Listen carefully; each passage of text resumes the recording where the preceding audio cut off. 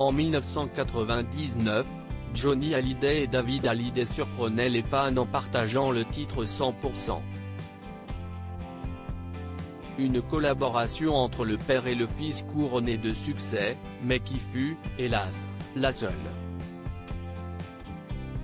Interrogé par LCI à l'occasion de la sortie de son nouvel album, David Hallyday a confié ne pas avoir de regrets. Concernant son travail avec le taulier, il a ainsi partagé « J'ai fait en sorte que ma vie ne soit pas faite de regrets, enfin le moins possible. C'était un moment privilégié de se revoir, puis de passer des moments d'intimité. Si est formidable d'avoir un projet avec quelqu'un qu'on aime, ce n'est pas évident en même temps. Et ça ne me dérange pas que ce fût la seule chose qu'on ait faite ensemble, parce que c'était réussi. » Alors que des titres inédits de Johnny Hallyday refont surface, le père d'Ilona et Emma se met à confier avoir quelques trésors en sa possession. « Oui, j'en ai, oui », a-t-il déclaré timidement. Cependant, le chanteur de 54 ans ne sait pas encore s'il les partagera avec le public. Il a en effet confié par la suite « Je ne sais pas, on va voir. Mes enfants décideront un jour. En tout cas, si est-il là. Et puis si est-il bien quand ça reste quelque chose de privé.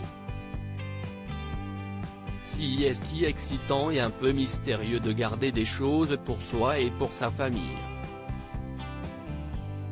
Tout montrer. Je trouve qu'il y a un côté un peu vulgaire avec ça. Je n'aime pas trop. Je pense qu'on est toujours un enfant quand on a nos parents pour Charts in France. David Hallyday a accepté d'évoquer pudiquement le deuil de son père, décédé des suites d'un cancer du poumon, à l'âge de 74 ans, le 5 décembre 2017. Alors qu'il avait déjà expliqué aux Parisiens que la violence de la perte d'un être cher amenait à une transformation humaine, il a précisé « Il y a cette relation bizarre entre cette extrême douleur infinie, qui ne cicatrise jamais, et cette force en même temps qui t'envahit en disant « Tu n'es plus un enfant ». Je pense qu'on est toujours un enfant quand on a nos parents. Quand tu en perds un, tu l'es moins. Tu es un peu plus fort, tu as moins peur en général. Il y a cette relation ambiguë et paradoxale entre la douleur et la force. Et une certaine culpabilité où tu te dis, ce n'est pas normal que je me sente plus fort. Et puis il y a aussi une relation bizarre entre ce que tu penses ressentir et la réalité.